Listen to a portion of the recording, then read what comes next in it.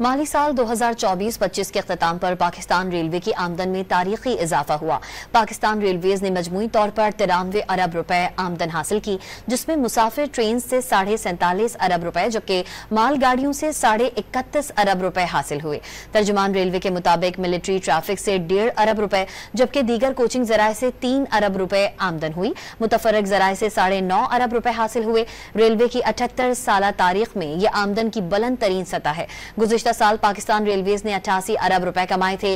Passenger sector से revenue generation में Karachi division सबसे आगे रहा। कराची डिवीजन ने माली साल में 15.25 अरब रुपए आमदन हासिल की। 11.25 अरब रुपए से जायद आमदन के साथ लाहौर दूसरे नंबर पर रहा।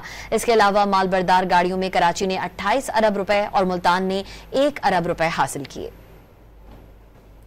माली साल 2024-25 के अख्ताम पर पाकिस्तान रेलवे की आमदन में तारीखी इजाफा हुआ। पाकिस्तान रेलवेज ने मजमूई तौर पर 93 अरब रुपए आमदन हासिल की, जिसमें मुसाफिर ट्रेन से 47.5 अरब रुपए जबकि मालगाड़ियों से 31.5 अरब रुपए हासिल हुए। तर्जुमान रेलवे के मुताबिक मिलिट्री ट्रैफिक से 1.5 अरब रुपए जबकि दीगर कोचिंग जराए से 3 अरब रुपए आमदन हुई। मुतफरक जराए से 9.5 अरब रुपए हासिल हुए। रेलवे की 78 साल तारीख में यह आमदन की बुलंद तरीन सतह है। गुज़िश्ता साल पाकिस्तान रेलवेज ने 88 अरब रुपए कमाए थे। पैसेंजर सेक्टर से रेवेन्यू जनरेशन में कराची डिवीजन सबसे आगे रहा। कराची डिवीजन ने माली साल में 15.25 अरब रुपए आमदन हासिल की। 11.25 अरब रुपए से जायद आमदन के साथ लाहौर दूसरे नंबर पर रहा। इसके अलावा मालबरदार गाड़ियों में कराची ने 28 अरब रुपए और मुल्तान ने 1 अरब रुपए हासिल किए।